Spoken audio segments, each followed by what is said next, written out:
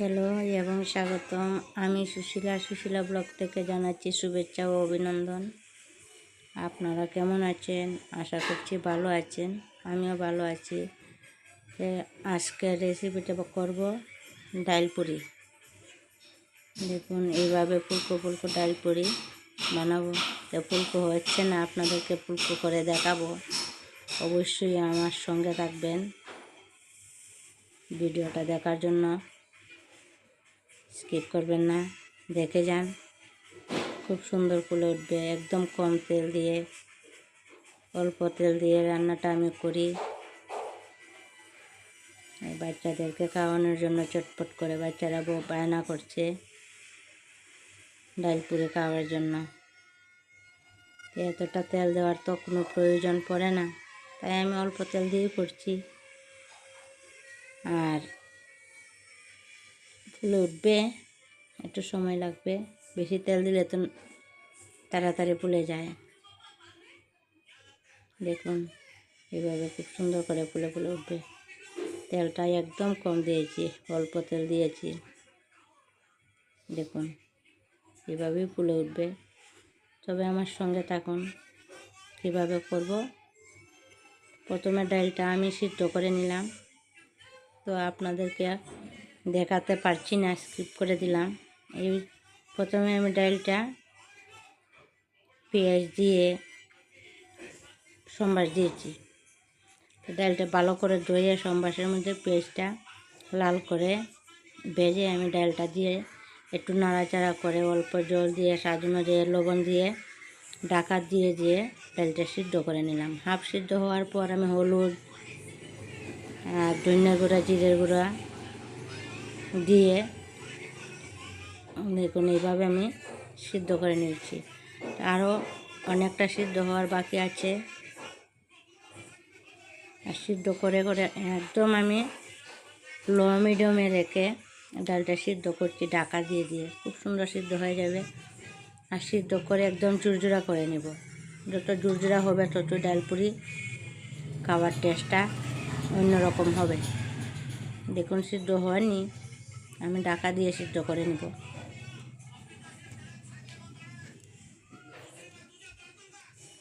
একদম চটপট করে বানায় ফেললাম। সময় বেশি লাগে না। বাচ্চারা টিফিনও দেওয়া যায়, স্কুলে টিফিনও দেওয়া যায়, এমনিও বড়দেরও খুব ভালো লাগে এই ডাল পুরিটা। বেশি তেল দিয়ে খাওয়া কি সবসময় ভালো?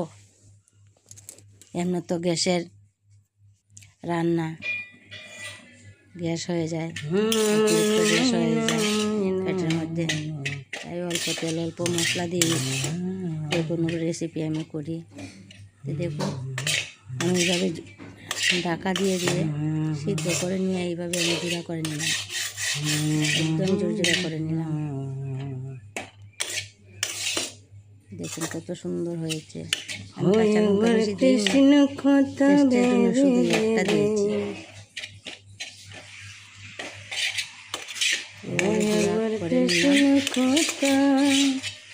আরও কিছু জোড়া করব, একদম জোড়া হয়ে যাবে। সিদ্ধটাও কত সুন্দর হয়েছে দেখুন তো, কত ভালো লাগছে দেখতে।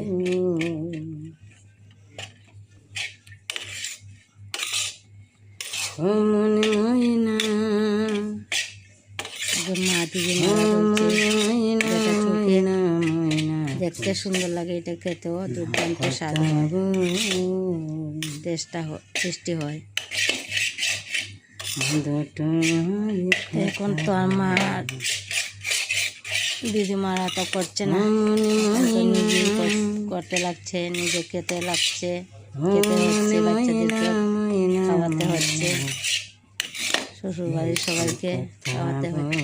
এইভাবে রান্না করে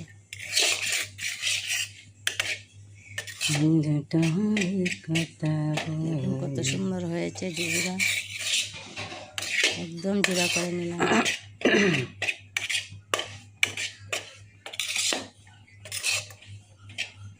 ডালটাও খুব সুন্দর সিদ্ধ হয়েছে।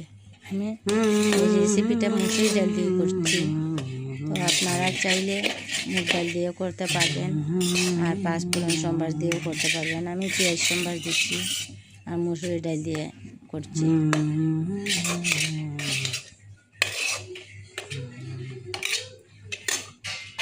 তো আমার চুরচুরা হয়ে গেছে, তো আমি আটা দিয়ে করব। তো আটাটা নিলাম একটা পাত্রে, স্বাদ অনুযায়ী লবণ দিয়ে দিলাম। লবণ দিয়ে মিডিলে গর্ত করে আমি একসঙ্গে জলটা দিয়ে দিব, একদম সফট হবে। এটার মধ্যেও, এই আটার মধ্যে আমি তেল দিব না। দেখুন আন্দাজ করে আমি জল দিয়ে দিলাম,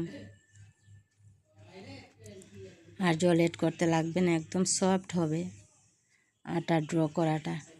তো আপনাদেরকে দেখাবো কীভাবে সফট হয়েছে।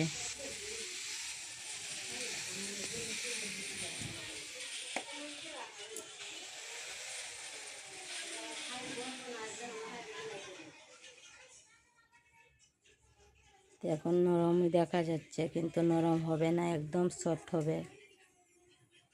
বাসনের সাইডে অনেকটাই আটা আছে, তো সবটা আমি খুব সুন্দর করে মিলিয়ে নিব আর একদম সফট করে ড্রটা করে নিব।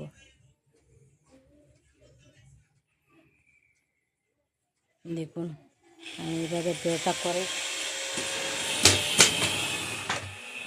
গোল গোল করে নিলাম, আর এইভাবে বেলে নিলাম। বেলে নিয়ে আমি এই রুটিটার মধ্যে আমি এই পুরটা দিয়ে দিলাম। পুরটা দিয়ে আরেকবার আমি গোল করে নিব। তো আমি এক হাত দিয়ে ক্যামেরা করছি, ভিডিও করছি, তাই একটু অসুবিধা হচ্ছে, আপনাদেরকে সবগুলো দেখাতে পারছি না। দেখুন এক হাত দিয়ে করছি তো সুন্দর হচ্ছে না।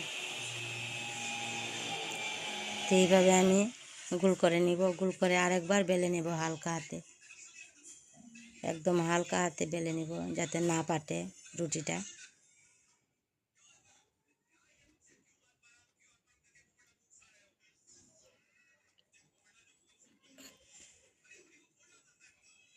একটু অল্প আটা চড়িয়ে দিলাম, দিয়ে বেলে নিব।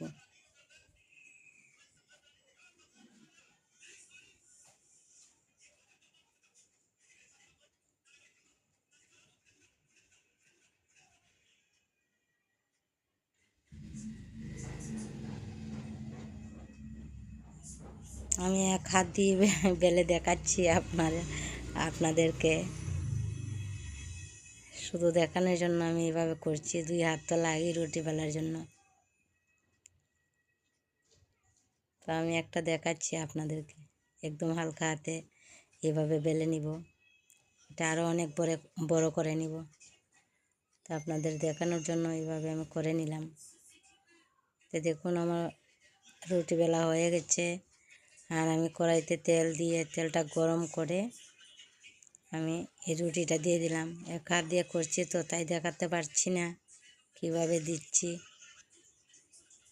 দেখুন প্রথমে বোঝা যায় এটা ফুলবে না, কিন্তু ফুলে উঠবে, খুব সুন্দর ফুলে উঠবে।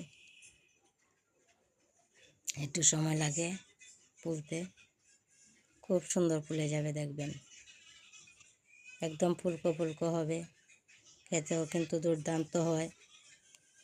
আপনারা অবশ্যই এইভাবে বানাবেন, খুব ভালো লাগবে। আর আপনারা চাইলে আরও বেশি তেল দিতে পারবেন, তাতে কোনো অসুবিধা হবে না। তো আমি অল্প তেল দিয়েই করছি, তেলটা যাতে নষ্ট না হয় তাই আমি অল্প তেল দিয়ে করলাম। এই তেলটা কড়াইতে থাকলে আর অন্য কিছু রান্না করলে তেলটা কালো হয়ে যায়, তাই আমি দিইনি বেশি তেল। তো আপনারা চাইলে বেশি তেল দিয়ে করবেন। এভাবে চেপে চেপে দিলে খুব সুন্দর ফুলে ওঠে। দেখুন প্রথমে এক সাইড হালকা করে ভেজে নিলাম, ভেজে নিয়ে উল্টিয়ে দিলাম, উল্টিয়ে দিয়ে আমি এভাবে হালকা হাতে চেপে চেপে দিয়ে আমি একদম ফুলকো ফুলকো করে নিলাম। দেখুন কত সুন্দর হয়েছে। এটা বেশি তেলে দিলে আরও তাড়াতাড়ি ফুলে উঠবে। আমি একদম কম তেলে দিয়ে দিলাম।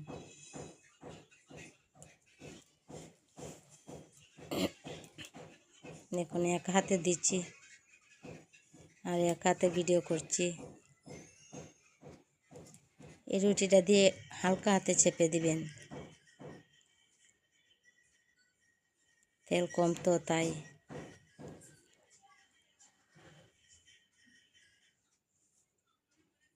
হালকা হাতে চেপে দিয়ে এক সাইড হালকা ভেজে নিয়ে উল্টে দিবেন। তারপর উল্টিয়ে আরেকবার এই সাইডটা খুব ভালো করে ভেজে আরেকবার উল্টে দিবেন, খুব সুন্দর ফুলে উঠবে। এখন এক হাতে ভিডিও করলে আর এক হাতে করলে কি অসুবিধা হচ্ছে?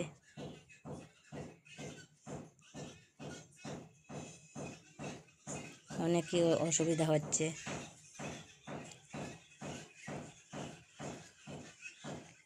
দেখুন একদম হালকা ভেজে নিলাম। তো উল্টে যে সাইডটা দিলাম এই সাইডটা খুব ভালো করে ভেজে নিব। ভেজে নিয়ে আরেকবার উল্টে দিব, তখন সুন্দর করে ফুলে উঠবে। দেখুন এমনিও ফুলে উঠেছে। দেখুন কত সুন্দর হয়েছে। তো আমার ভিডিওটা আপনাদের কেমন লাগছে অবশ্যই জানাবেন কমেন্টে। দেখুন কত সুন্দর হয়েছে, একদম বোলের মতো ফুলে ফুলে উঠছে। একটু সময় নিয়ে বানাতে হয়, এমনি ফুলে উঠে। তো আমি আরেকটা দিয়ে দিলাম আপনাদেরকে দেখানোর জন্য।